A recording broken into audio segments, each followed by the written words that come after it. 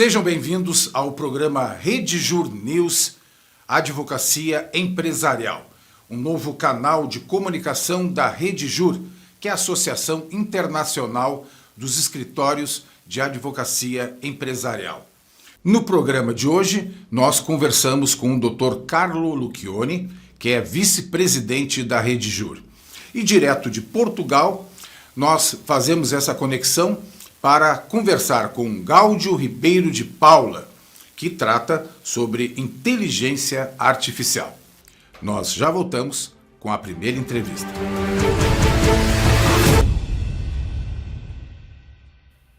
Muito bem, e a nossa primeira entrevista do programa Rede Jur News de hoje é com o Dr. Carlo Lucchioni, ele que é advogado criminalista, fundador do escritório Lucchioni Advogados, vice-presidente do IBC, o Instituto Brasileiro de Compliance, e especialista em compliance e direito penal econômico.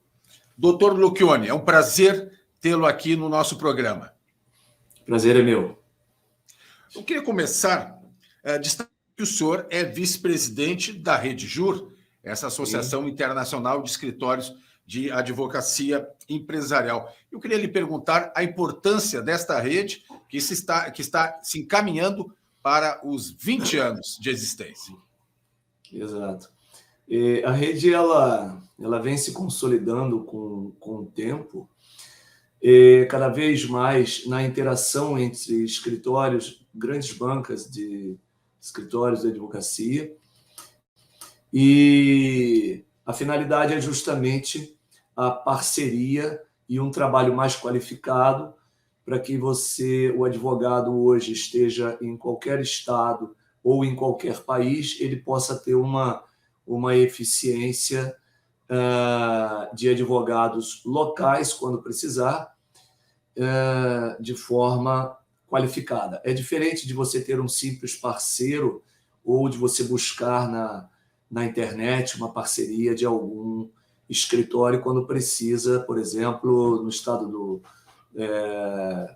Mato Grosso, Goiás. Então, essa é a finalidade da Rede Jur, gerar negócios e ter uma parceria qualificada em qualquer lugar do mundo.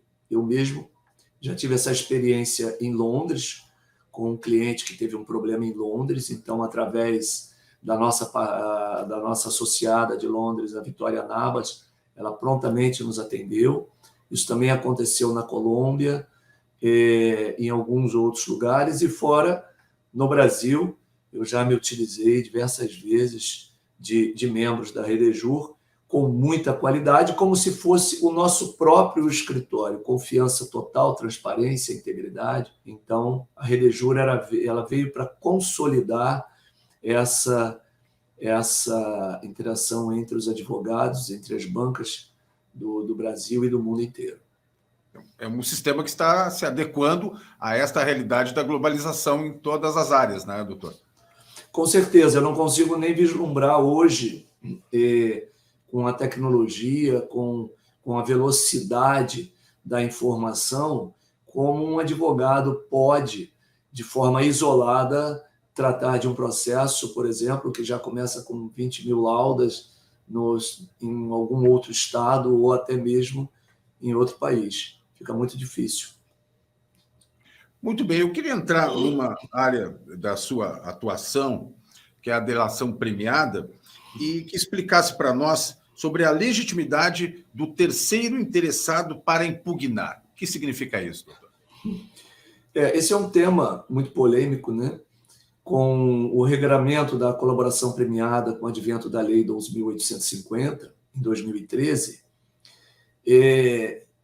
houve um boom dos órgãos de persecução, e nós vimos isso na própria Lava Jato, de delações premiadas, né, que nós chamamos, o termo técnico é colaboração premiada, que é uma vertente da justiça negocial que já existia, por exemplo, na Lei do Consumidor, que é a transação penal, e agora com a questão do Ministério Público também poder fazer um contrato negocial com o réu, no caso, para que ele confesse os crimes, etc. E com isso eles ganham vantagens.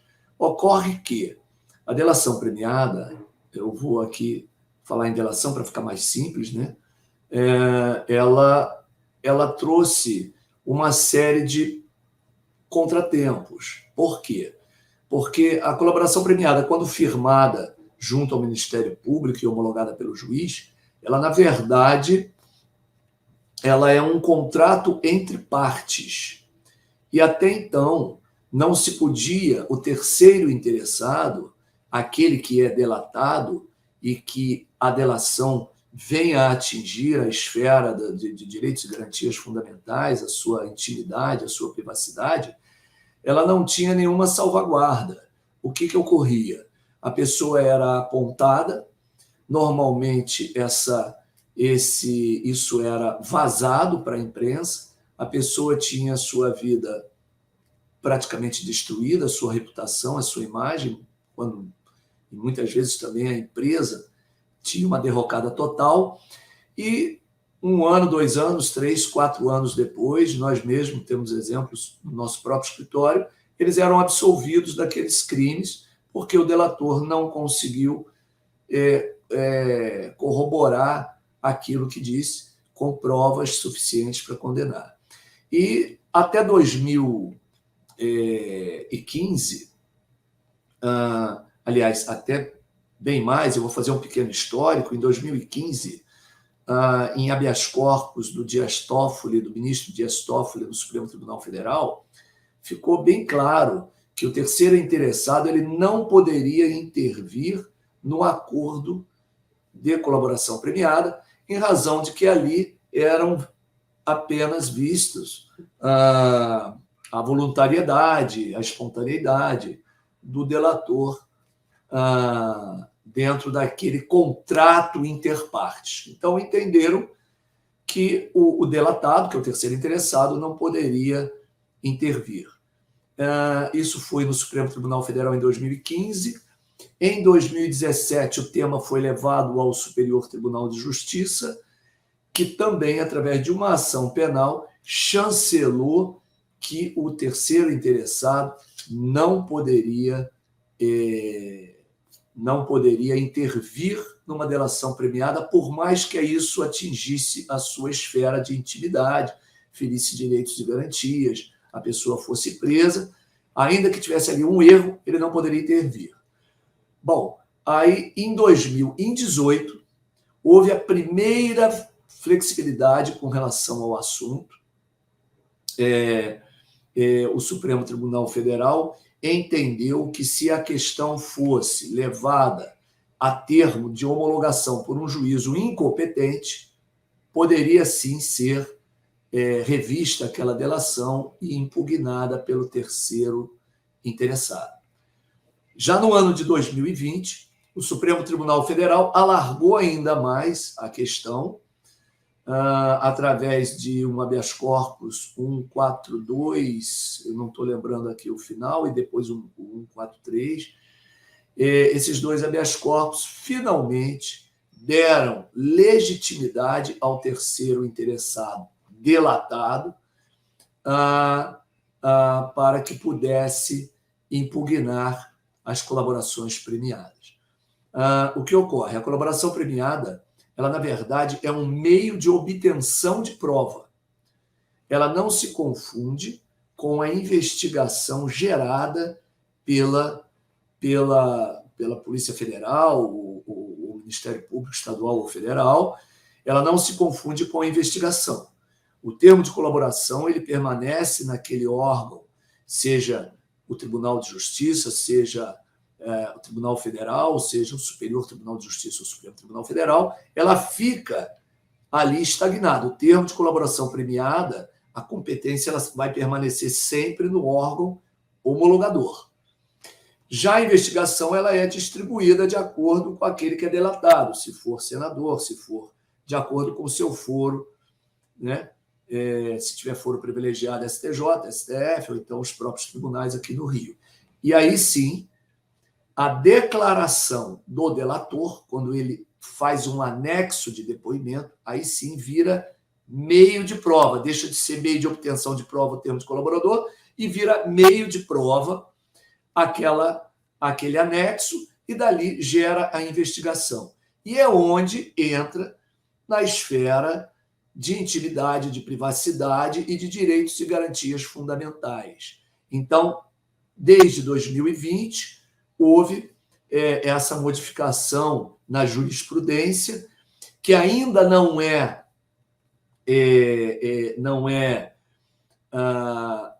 erga omnes, ela não atinge a todos. O Superior Tribunal de Justiça mantém ainda a sua jurisprudência pelo menos até então. Eu espero que mude, para que o terceiro interessado possa fazer a sua impugnação. Doutor Lucchioni, o senhor poderia nos dar alguns exemplos de impugnação? Você pode impugnar via alguma quebra de cláusula contratual, porque o artigo 3º da Lei 12.850, que trata da colaboração premiada, se eu não me engano, é o parágrafo 3º também. Não, é o artigo 3º, letra B.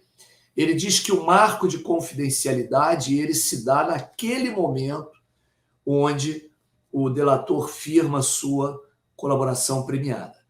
E esse marco de confidencialidade ele não pode ser quebrado, ele é uma cláusula contratual, como se fosse uma cláusula contratual regida até mesmo pelo Código de Processo Civil.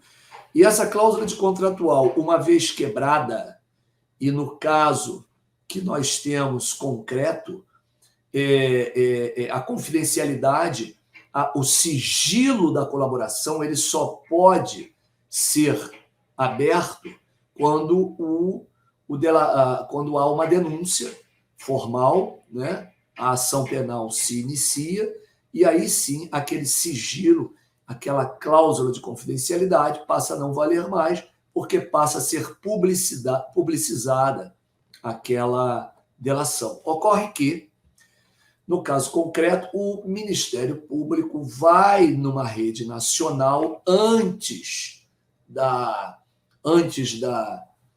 publicização daquela delação e fala sobre detalhes da delação. Isso quebra a cláusula de confidencialidade contratual daquele termo de colaboração, e aí sim isso gera uma rescisão da colaboração, do termo de colaboração premiada.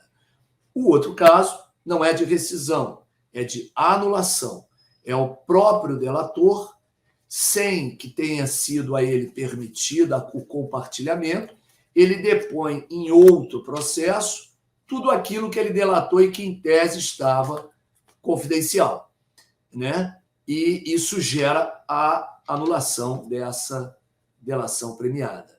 Então, são apenas 2 detalhes que importam muito para que a pessoa possa impugnar aquilo que está anômalo.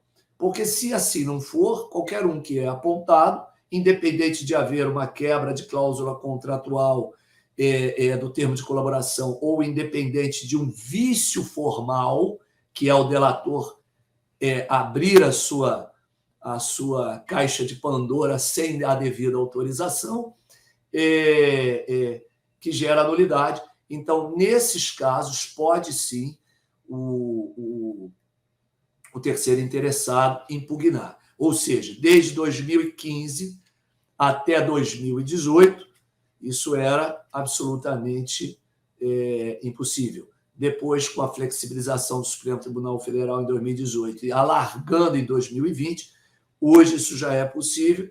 Eu fico realmente numa grande expectativa que o Superior Tribunal de Justiça também entenda dessa forma, porque não é admissível que em processos, em processos de grande monte, acusações seríssimas, nós sabemos que o delator ele pode acusar tanto aquele que fez quanto aquele que ele tem como inimigo, seja atingido sem que o terceiro interessado possa impugnar. Houve aqui só finalizando, né?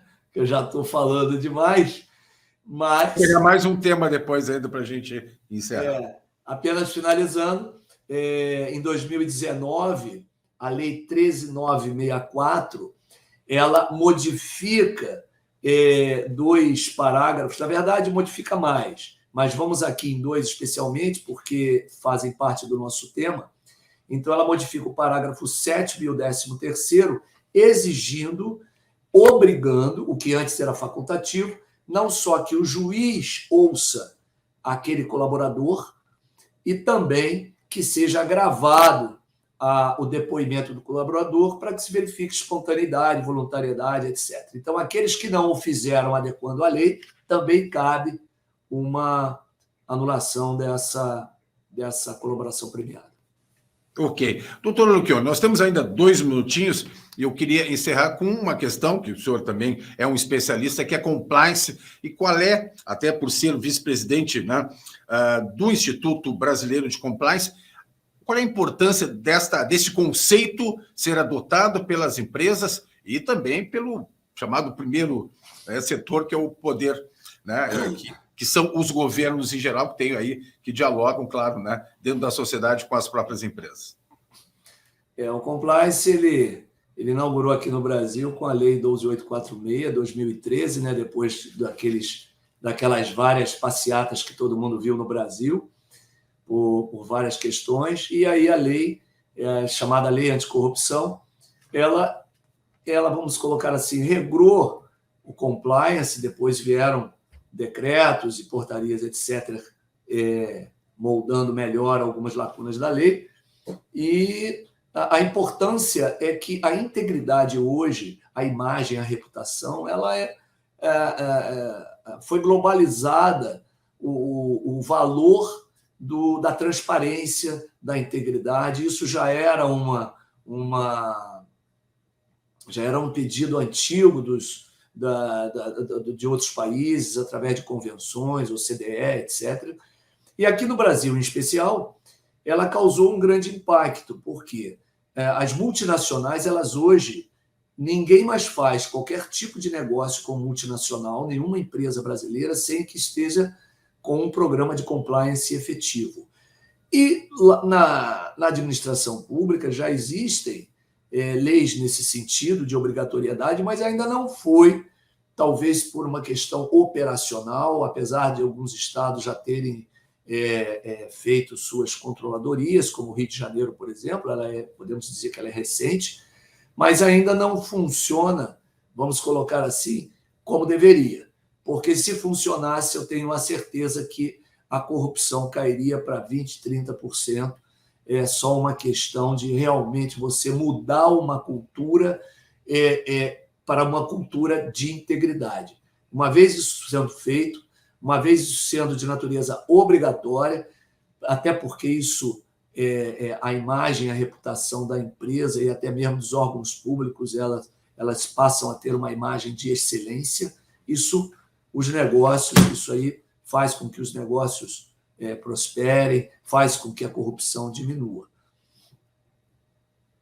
Questões importantes, complexas, né, que a gente precisa enfrentar. Eu acho que é importante compartilhar isso com os nossos telespectadores e vamos, sem dúvida, vamos retomar estes temas ao longo da programação da nossa TV Rede Jur News. Doutor, muito obrigado. Eu que agradeço. Muito obrigado a todos. Está, então, doutor Carlo Luquione, vice-presidente da Rede Jur, falando sobre compliance, sobre delação premiada, temas de extrema importância hoje na nossa sociedade, principalmente dentro da advocacia empresarial. A gente volta em seguida com uma nova entrevista.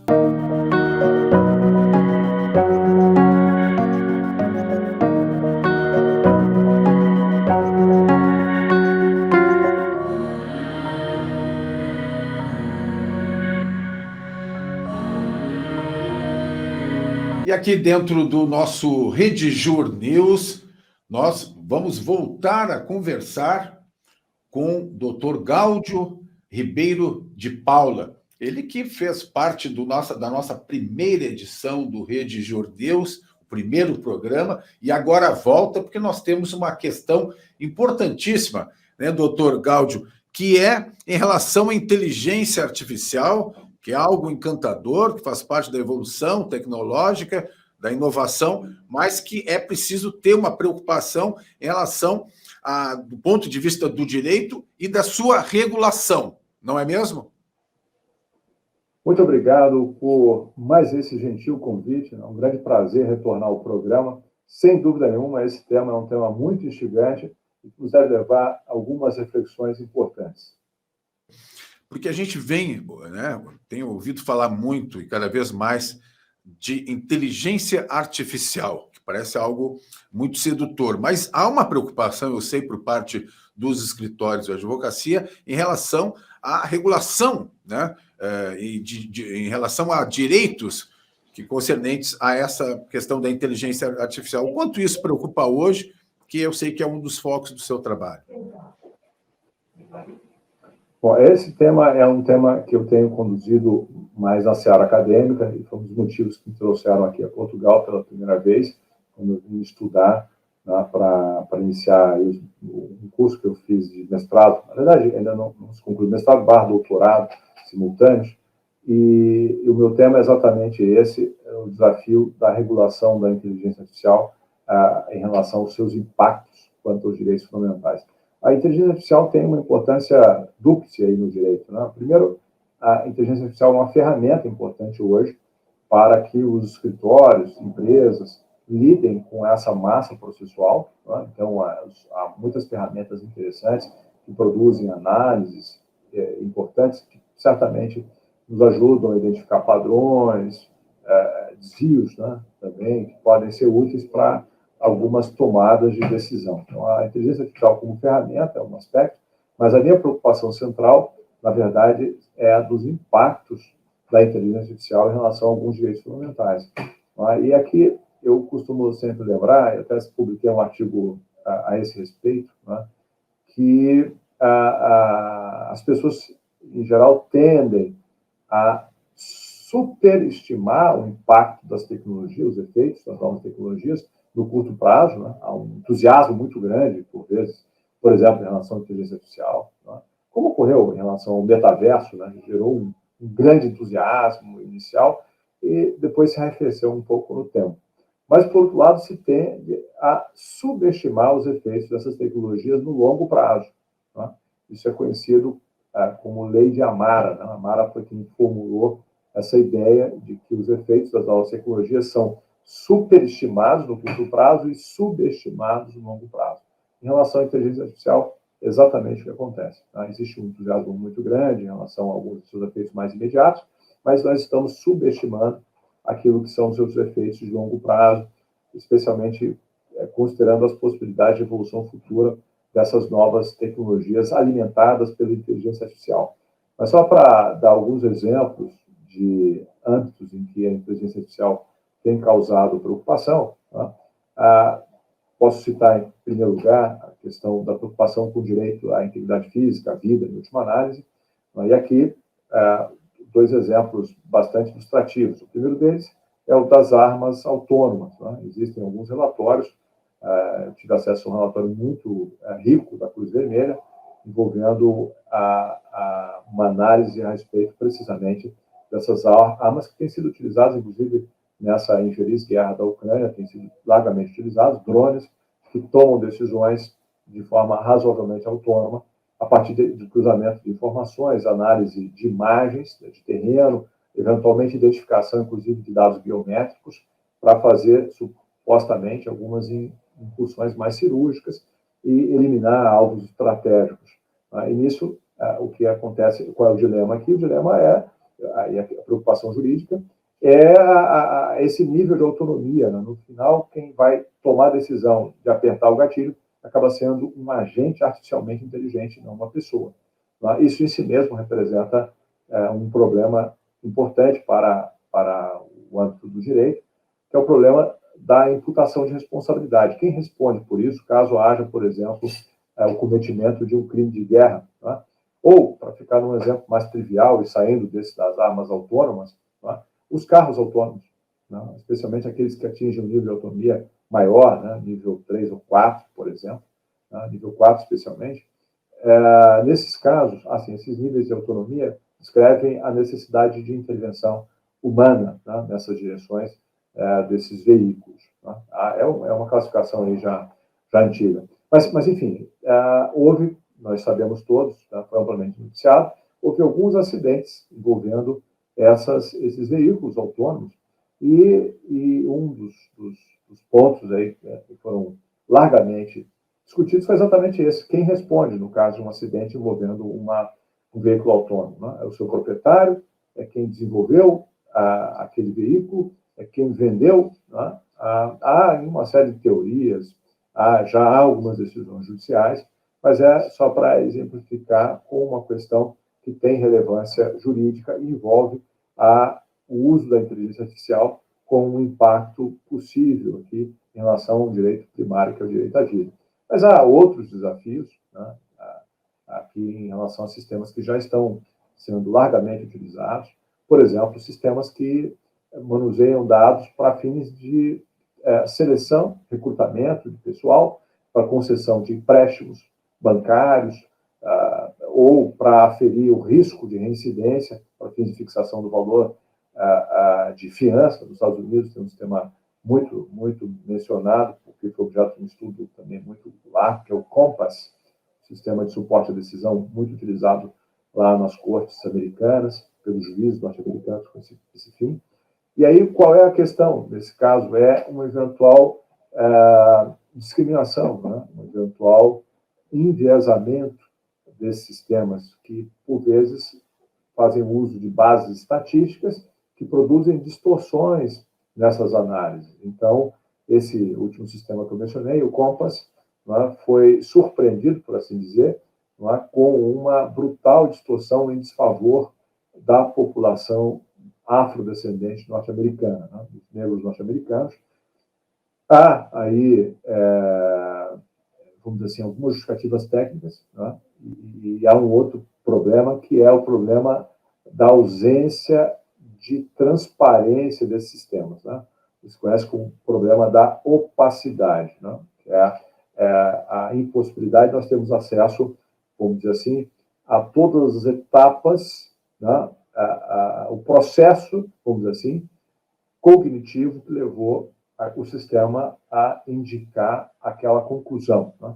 Esse é um problema grave quando se discute, por exemplo, uma eventual discriminação, porque, afinal, né, determinado sujeito, com determinadas características, foi considerado um sujeito de risco para atingir esse delictual, né? Em um outro, uma situação semelhante, mas unicamente pelo fato de morar numa determinada localidade, já teve uma avaliação completamente diferente.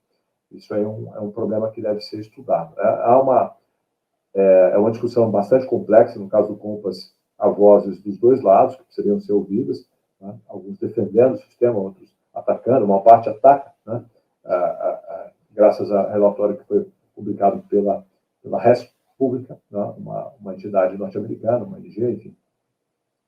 Eu poderia aqui seguir dando outros exemplos a respeito de riscos, né, da inteligência artificial, mas eu vou me ater só a uma última consideração, que é o tema mais próximo daquilo que hoje eu estou estudando, né, aqui a partir de Portugal, que é o chamado risco de desalinhamento. Né? Existe até um livro, por coincidência está aqui na minha mesa agora, que é um livro do Brian Christian, chama exatamente isso, The Alignment Problem, o problema do alinhamento, e que é um risco de que esses sistemas possam se descarrilhar, vamos dizer assim, né? se distanciar dos valores e objetivos humanos, vamos chamar assim. Né? Os sistemas, muitas vezes, até por conta da nossa dificuldade de delimitar bem as questões e as metas a serem fixadas para esses sistemas, né, podem, eventualmente, tomar rumos, né, com algum nível de autonomia, imprevistos e que possam se desalinhar desses, repito, objetivos e interesses humanos. Isso é especialmente preocupante quando se pensa numa, hoje ainda hipotética, evolução dos sistemas de inteligência artificial para alcançar, não é, aquilo que eles chamam de inteligência artificial geral ou superinteligência, né, que seria o terceiro nível. Então, doutor Gáudio, mais uma vez, obrigado pela sua presença aqui no Rede Jur News. Foi uma honra, como disse, um grande prazer. Continuem contando comigo. Muito obrigado, doutor Gáudio Ribeiro de Paula, mais uma vez, né, dentro do nosso programa Rede Jur News, desta vez falando sobre um tema de extrema importância, né, e que atrai muito a atenção, é um tema encantador, mas que precisa de um olhar atento por parte do direito, que é a inteligência artificial. Você acompanha o trabalho e a atuação da Rede Jur nas nossas redes sociais.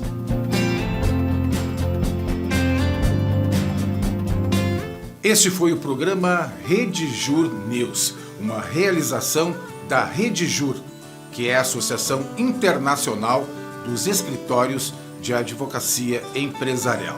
É o direito empresarial ao alcance de todos.